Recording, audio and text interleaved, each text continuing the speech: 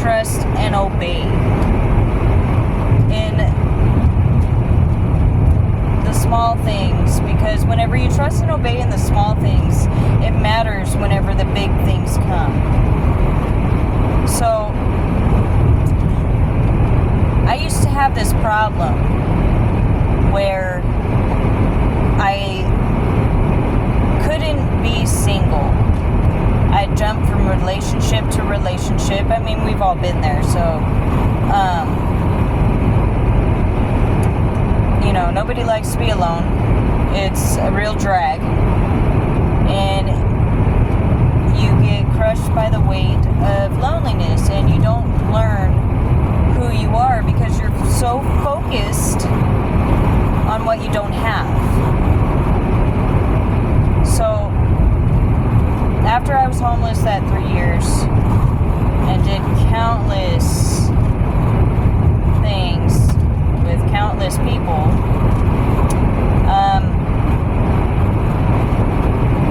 I had to learn to be by myself whenever I went into ministry, whenever I went into Set Free Ministries, because they were very keen on making sure that people focused on their relationship with God. Didn't try and get with this person, didn't try and get with that person, and if you did try and do it behind their backs, you got in trouble, which is good. I got in trouble a few times. Quite a bit, actually. And it taught me one thing, that I don't need a man to define me. I need to allow myself to be defined by God. And to figure out who I am and what my purpose is. Because we all have a purpose and we all fit together in a bigger picture. And we may see a picture of our life and make a goal for it, but just like Denise used to tell me in ministry, the picture we see is not the same picture that God sees. Okay? We see the train that we're waiting to pass. We're stopped at the train tracks and we're waiting for the train to pass. We don't know how big that train is. We don't know if it's going to take a few minutes, a few seconds, or an hour for that train to pass. All we see is the carts in front of us. And it's like we got blinders on to both sides. God is in the strategic place to see the train from above. He could see the beginning and the end of that train. He knows how long we're going to wait. He knows what route we're taking. He knows if we're going to go and try and turn around and miss the train entirely, and it turns out we didn't miss the train, we just prolonged the inevitable. We prolonged our waiting period. So, all the roads you're taking, all the people that you're jumping to the next one, to the next one, to the next one, to the next one, because this one's not working, this road's not working, this road's not working, this person and I don't get along, this person is toxic, this person is this person, that person. Okay. But if you're focused on one thing, and you learn that the road you're on is where you're supposed to be. You're there for a reason. Whatever you encounter in that moment is what is supposed to happen. You're there by divine appointment.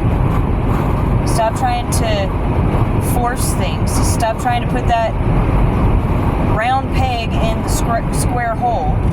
Stop trying to force things. Because whenever you're jumping from person to person to person, you don't get a chance to know who you are. You don't get a chance to establish yourself and set boundaries for yourself. What you would allow and what you wouldn't allow. Because jumping from person to person to person to person just teaches you to be constantly on the defensive and offensive. It teaches you how to argue better.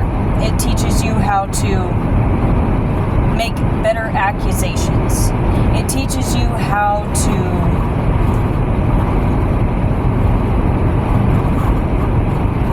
continuously point the finger at somebody else. Because if you're jumping from person to person to person, you're going to see that person in the eyes of how you looked at the last person. Hurt people hurt people. I want you to get that straight into your head.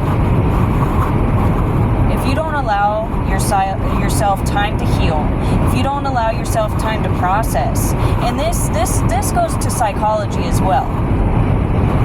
If you constantly are changing and moving and doing the cha-cha and going to a different dance partner every few seconds, you don't give yourself time to process. You don't give yourself time to understand where you are in this dance. Because this dance becomes different. This dance becomes more complicated. And this dance, no matter how many dance partners you have, does not stop until you make it stop. Until you are ready to make a commitment. And that first commitment you should make is to God and yourself. Because in Ecclesiastes chapter 4, verses 9 through 12, it says that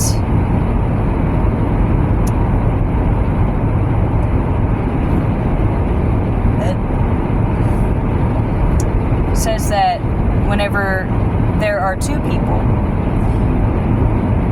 it is easier for one to pick the other up. And whenever you go to lie down, you have somebody to keep you warm. And woe to the one that has only themselves, because how are they going to get up whenever they fall without help? And how are they going to keep warm whenever they lie down to sleep? For a three-strand cord braided together is not easily broken. That three-strand cord represents you, God, and that other person that you are meant to be braided together with.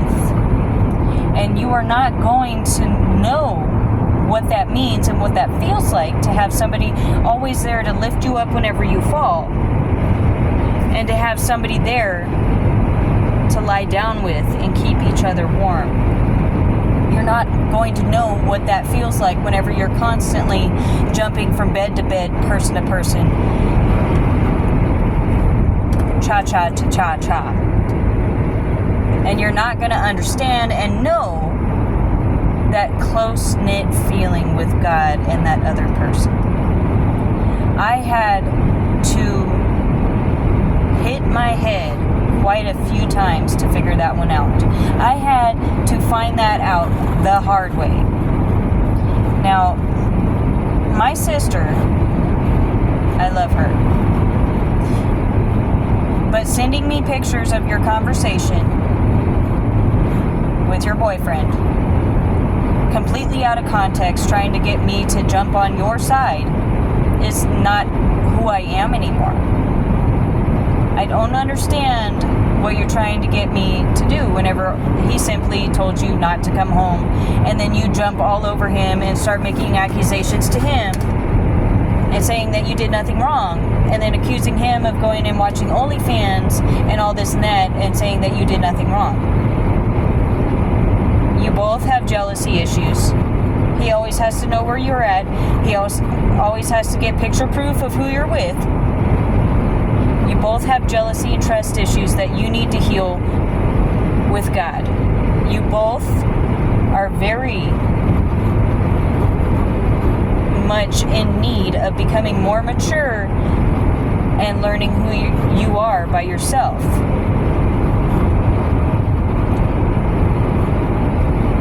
And that's my opinion. You need to let God heal you. Both of you do. You need to let God heal you. And you need to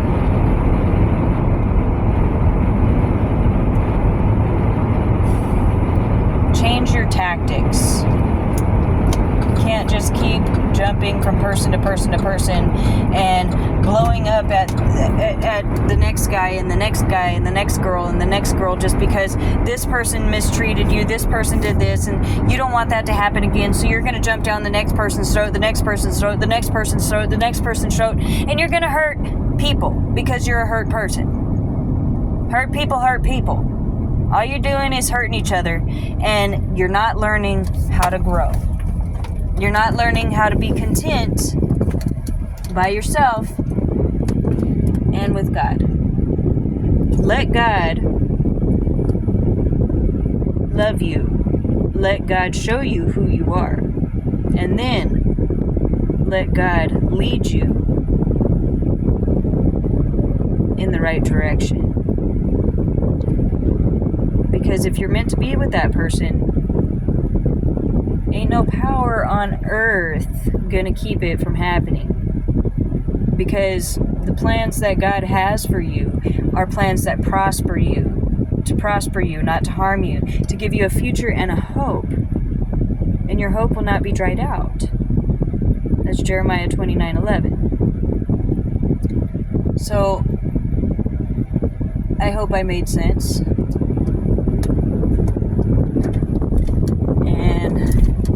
I hope I didn't come off as somebody very rude. I hope I'm being the right amount of stern.